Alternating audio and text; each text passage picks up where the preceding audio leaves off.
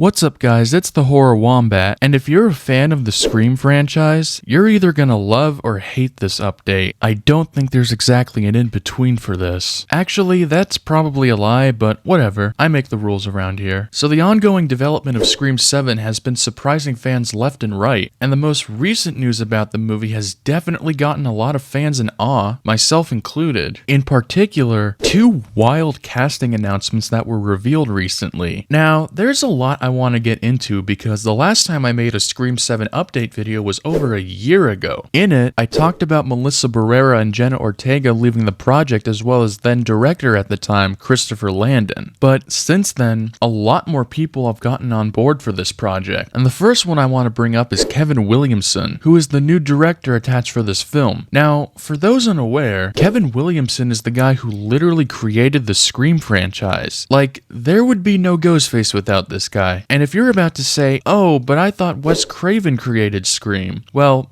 you're wrong. He didn't. That was Kevin Williamson. And not only did he create the Scream franchise, but he also was the writer on Screams 1, 2, and 4. So you think with him being attached as director that he would also be the one writing the script, right? Well, no, because it's actually the two guys from the last two installments, which I'm totally on board with. I like how we're getting a mix of old and new members in the crew. And speaking of OG members, Neve Campbell and Courtney Cox are also back. You know, it's almost been a year since Neve Campbell announced that she would be returning to the Scream franchise, and I'm not gonna lie, I'm still kind of in awe about her suddenly coming back. I even remember where I was when this was announced. It was at Disneyland of all places. I was in line for one of the rides and saw the notification on my phone and I was like, holy shit. Just for a quick recap, the reason why Neve Campbell didn't return for Scream 6 is because the studio offered her too low of a salary back then. But I guess that's not the case this time because they got her back on board once again. And you know what? I've honestly come around to it, and I'm excited for her to come back. Now, before the Melissa Barrera stands come in and make counter arguments, because I'm sure there's a few of you watching this video right now. Number one, I'm a Melissa Barrera supporter, but I'll admit part of that is bias because she was super sweet to me when I met her in person last year. And two, while Melissa and Jenna may be the heart of Screams 5 and 6, Neve Campbell is the heart of the entire franchise. All of these movies focus around Sidney Prescott's legacy. It was always her story from the beginning. Yeah, I'm still bummed about the departure of Sam and Tara, but at the same time, I'm not opposed to them focusing back on Sidney again. With the last movie focusing mainly on those two, I can understand why they want to turn it over to the original final girl again. As for Courtney Cox though, while it did take a while to figure out whether she was coming back for this movie or not, they finally confirmed it just over a month ago. I don't think there's any controversy around that, right? Gale Weathers has literally been in every Scream movie prior to this. And before some of you come in and say, hey, didn't Gale die in Scream 6? Actually, no, she didn't. She just had a weak pulse. So now we got Sidney and Gale back together, but this is the part where things are about to get weird. So as time has gone on, more of the cast for this movie has been revealed, and one of those announced being Community star Joel McHale. McHale was revealed to play Sidney's husband, and you're like, oh, he's been recast as Mark Kincaid? The detective dude from Scream 3? No, he's not. Instead, he's going to be playing a dude named Mark Evans. So this opens up another can of worms, because in Scream 5, it's revealed that Mark Kincaid and Sidney Prescott are married and had 3 kids together. So wait, now they're gonna ignore that subplot and introduce a new guy we've never heard of? And this is gonna get hella more confusing when we reveal who else is coming back for this movie. Also returning for this installment to many people's surprise are Mason Gooding and Jasmine Savoy Brown, Chad and Mindy from the last 2 movies. I think this one has to be the most dumbfounding to me. If Jenna Ortega and Melissa Barrera aren't coming back for this movie, then how come these guys are? If there's any characters in this franchise who had the closest bonds to Tara and Sam, it's definitely Chad and Mindy. I mean, for f***'s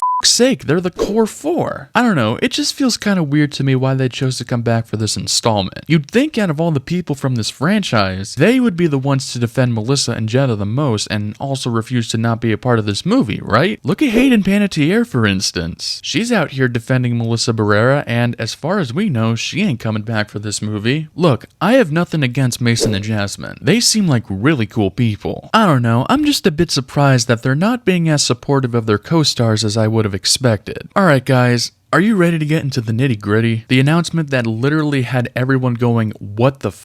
The reason why I'm making this video in the first place? Well, obviously, that's the main reason I'm assuming most of you clicked on this video in the first place. In a surprise announcement that literally nobody predicted, none other than Scott Foley joined the cast of this movie. And if you guys need a quick refresher onto who this guy is like I did, Scott Foley is the guy who played Roman Bridger, the surprise killer of Scream 3 and also Sydney's half-brother. And if that wasn't enough crazy news, literally the exact same day, there was another announcement for this movie. One that a lot of fans were probably expecting would happen sometime soon, and yet is still absolutely baffling that it's going to happen. The best way I can properly introduce this announcement is by showing you this clip.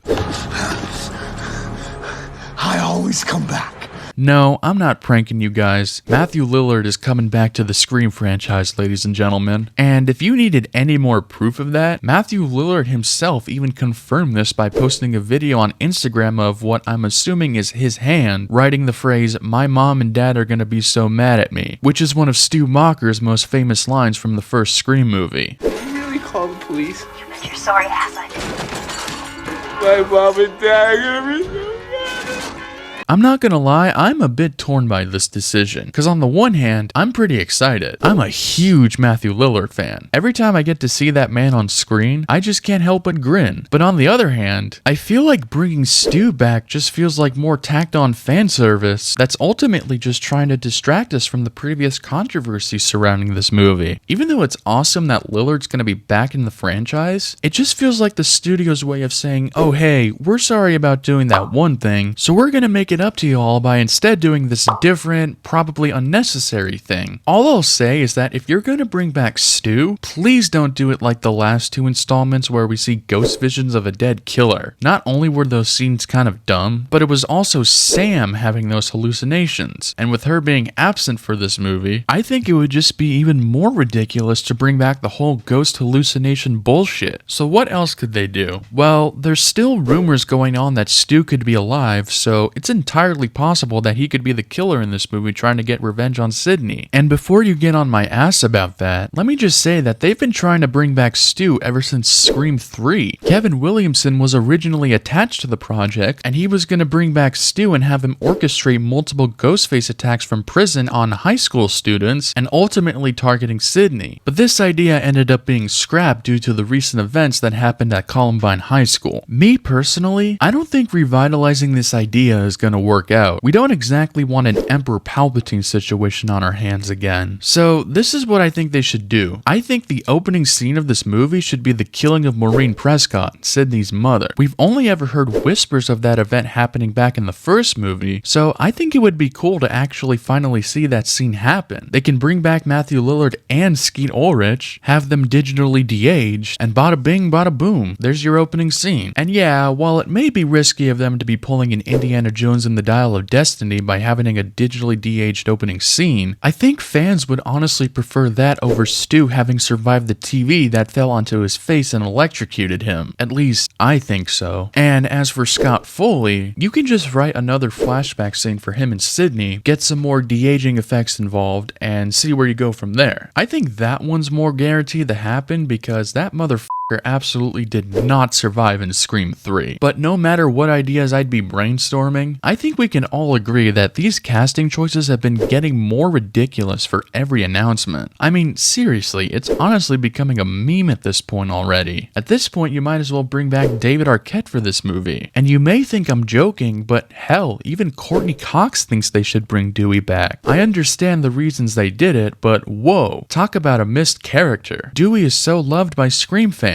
They have to figure it out. Hey, Courtney, it's okay. Dewey had a good run. It's okay to let him rest now. I don't know, man. The whole production behind this movie has been absolutely bonkers from left to right. In the end, some people are excited while others remain skeptical. I honestly think I might be a little bit of both. But anyways, I want to hear from you guys. What's your thoughts on these insane casting announcements? There's gonna be a lot of diversity surrounding this topic, so I would love to hear what you have to say about this. It's definitely gonna be fun reading this this comment section. And of course, if you enjoyed this video, please leave a like and hit that subscribe button. And I really mean it this time because we're so close to hitting 1,000 subscribers. So we just need a couple more dozen of you guys to get to that golden 1K. If we can reach that goal by February 23rd, then that would be awesome. Alright, that's all I got for you guys today. I'll catch you guys in the next video. See ya.